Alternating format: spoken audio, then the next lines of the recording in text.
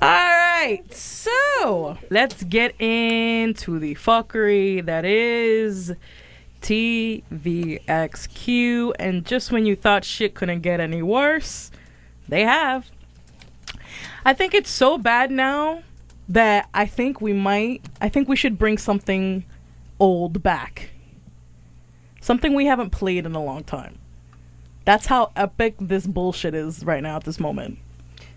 And away we go. There you go. That's all I needed from you. You were looking at me for hope. And there we go. And here it is. Something we haven't played in months. But it's epic enough that we should bring it back. Okay, do it. Shut up! Here you go.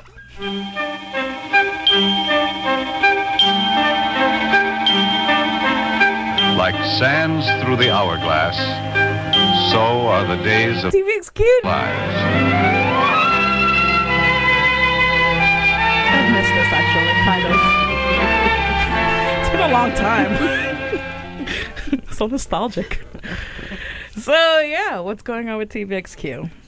Well, JYJ are no longer with Avex Entertainment. That's for one.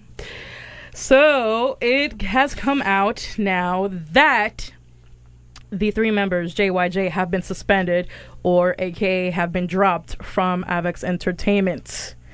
Reason being is, well, it's not very simple to fucking tell you. It's very entangled with a lot of bullshit. So let's get right into it. And you might want to focus because it's a lot of bullshit to get to. So here's the official statement from Avex. They said, "We would like to inform you that the Japanese activities of JYJ have been suspended for the time being. This is with the regards to the reports that the rep for JYJ, their current Korean management agency, CJS Entertainment, the father who holds a high position in the mafia." Yeah. The rep, they said the representative has used his father's strength to blackmail artists and serve a term in prison under charges of duress. We have therefore conducted a research for the facts.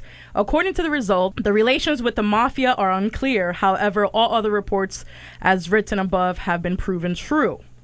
So you're following so far. Basically, the head of CJS Entertainment, which is the Korean agency for JYJ, his father has some part in the mafia somehow, some way. Okay, so continuing on. In addition to that, the procedure of the exclusive contract title for JYJ is now under dispute in Korea. There is a high possibility that the exclusive contract itself between our company and the three will become void. Our company places great importance in compliance and business policy and observing corporate ethics. We have decided to pause the management of their activities until these problems have been resolved. We highly regret that this has caused the fans that are supporting JYJ great worry concerning the reports mentioned. Moreover, we appreciate your kind understanding to our company's decision as above. And as we stated before, we will, with all our might, give our support so that Toho Shinki's activities will resume. Okay. Moving on. So, after that, CJS Entertainment came out with their statement, which pretty much threw everybody into a loop because it's kind of shady. So this is what they're saying. The head of CJS has no ties to the gangs whatsoever.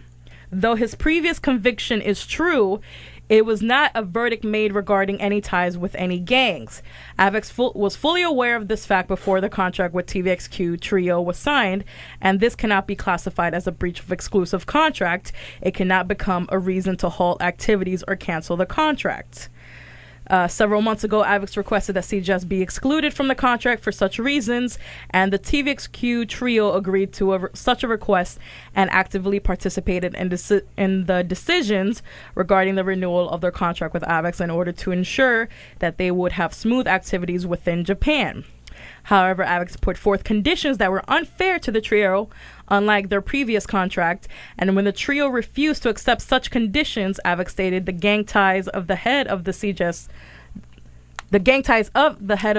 as a reason for canceling the contract, and finally released an official notice stating that no more activities would occur. And this is where they start putting their own bullshit into it. Basically, they're saying the victims of the situation are TVXQ, the trio of TVXQ. Avex attempted to conjure the trio to comply the changes in the contract, but when the trio refused to agree to such conditions, Avex announced a halt in their activities with no regard to the trio's opinion. However, Avex has been putting forth unfair conditions to the trio, contrary to what has been done in the past. For the past several months, they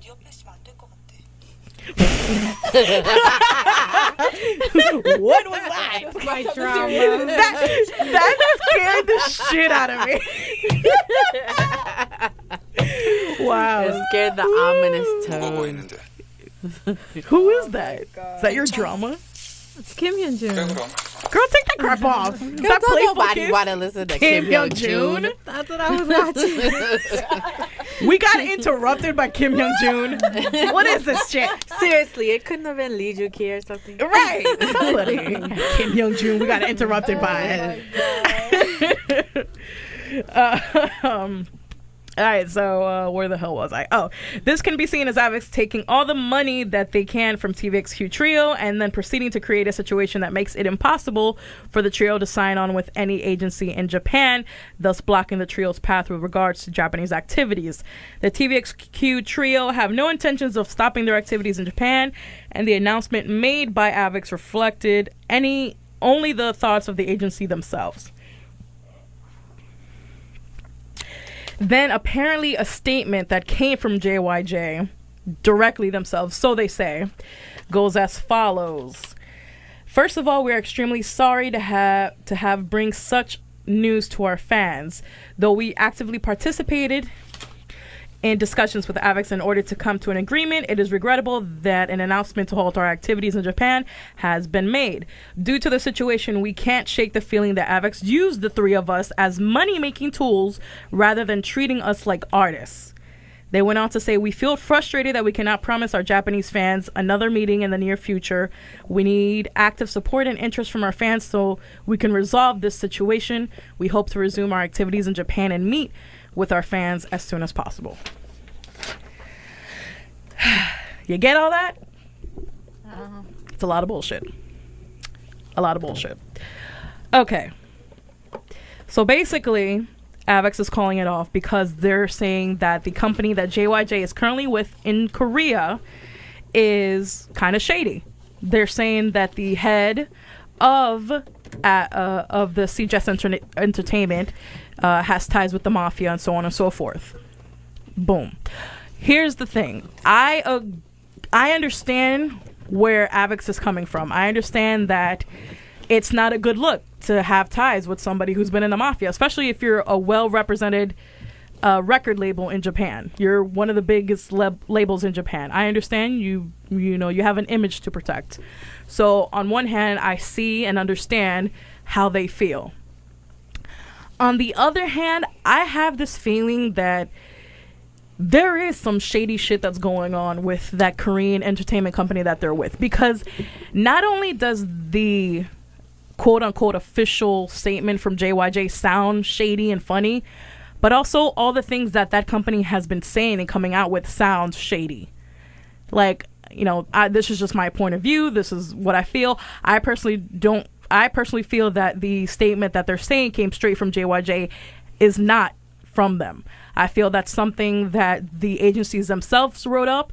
And, here's a little inside to the record companies and whatnot. A lot of the statements that come out from celebrities that say, oh, this is from so-and-so, a lot of those statements are written by someone else. It's not written by the actual artist a lot of the times. So I'm led to believe to the fact that that statement from JYJ is not directly from them. That's just my opinion, and you could agree to disagree, but that's what I think. So I agree with Avex and their decision. I not agree with it totally, but I understand where they're coming from. They have a rep to protect, and they have a company to protect. Now, does it suck? Yeah, it does suck. That's just another load of shit to add to the fucking whole TVXQ situation. I get why everybody's upset, and the only thing that bothers me is in seeing the comments from people in the forums and seeing everybody talk about the situation. I'm really not a person that takes sides. I see all aspects of the argument, and then I conjure up what my what my thinking is to that. I'm not Team Avex. I'm not Team JYJ. I'm team of let's get this shit fucking fixed so that we can get over it and move the fuck on. Because at this point, it's been a year now with the whole lawsuits, and there's been constant lawsuits back and forth. There's been he said, she said. It's to the point where now it's just such a clusterfuck that I want it to end. Either it's gonna end good or it's gonna end really, really, really bad. And at this point, it's going really, really, really bad. That's my thinking to it. There's also reports coming out saying that since JYJ have been dropped, that Yoonho and Changmin do continue to be under the Avex label, even though you haven't seen them do shit on Avex in the whole year. But whatever. So apparently they're sticking there. The trio JYJ do have an album that is set to be released in October, and both companies, the Shady Company and Avex, both said that there are no plans to stop it. It's going to go on and be released as it was supposed to be. So it's going to be released in mid-October. But that's not all, folks, because of course there's too much fuckery going on. Max Masuda, the CEO of Avex, took to his Twitter, as he always does, and just went blabbering on about this whole situation. A few things that he said. He said, if we're the bad of a company, I was told that the artists in Avex would have already quit. It's kind of strange to me to say it myself, but I think we're a good company. We're just not good talkers. With this situation, the ones that are suffering the most are ... He also, on another tweet, said, we did as much as we could, but for no reasons we don't know, they chose the others. With that choice, it was that this was going to happen. This was the only thing we could do with the antisocial company in the background. Until the very end, we asked them to choose Avex.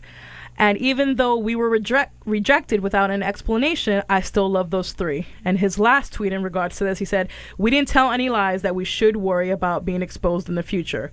That is all. There you go. He's basically telling his side of the story on that. Any comment on this fuckery yet? Now? I'm over it. I'm over it too. I don't care. It's such a clusterfuck. It really is. I mean, I don't know how many times we've gone over this type of shit in the past year. It's like, what more can we say? It's like the same shit over and over again. That's why I'm over it. I'll say this. Ever since those three decided to sue the shit out of SM, it's been... Yeah. In my opinion, they should have never done that shit. I think they should have never done that shit to begin with. Because I think they could have saved themselves a lot of stress and strife. And I wouldn't be surprised if somebody had been kind of like talking into their ear a bit.